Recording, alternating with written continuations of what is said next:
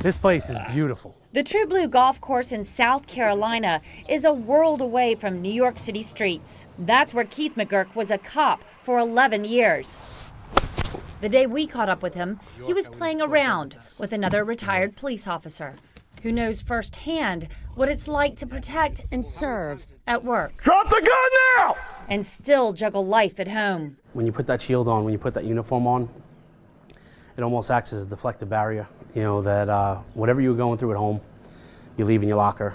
Being a cop is in McGurk's blood, his father a career cop. But when a custody battle tore his life apart, McGurk hit rock bottom. It's told, don't bring your personal life to work.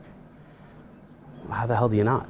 He says he drank way too much and showed us suicide notes he'd written. But even on his darkest day, his parents, he said, were too afraid to call for help. They were afraid I was going to be just fired. You know, everything was going to be taken away, my gun, my shield. Worries about a stigma are common.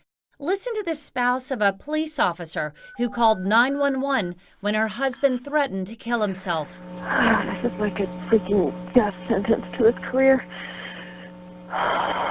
He was stopped in time, but the stigma of asking for help has led to an alarming number of suicides. In the past 3 years alone, there have been 647 reported law enforcement suicides. Hotspots nationwide light up the map. I know 2 guys that took their own lives. You know, I thought about it myself sometimes, especially under the influence of alcohol. For years, Detective Paul Maloney kept his secret in the shadows. We seen so much. We were the guys that fixed everything. You didn't want to share that you were weak.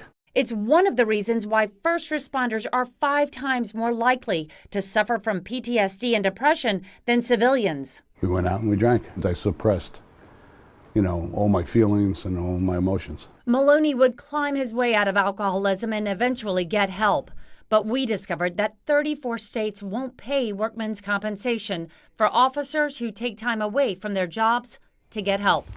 For Keith McGurk, that leaves far too many cops fending for themselves, and suicide becomes an awful and permanent solution to what should be temporary problems, he told us.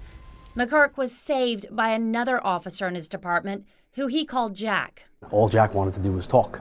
He proved to me that night that I wasn't alone, that there was hope, and that he was going to do everything he could to get me help. Now McGurk is speaking out so that other struggling cops across the country can get that same help before it's too late.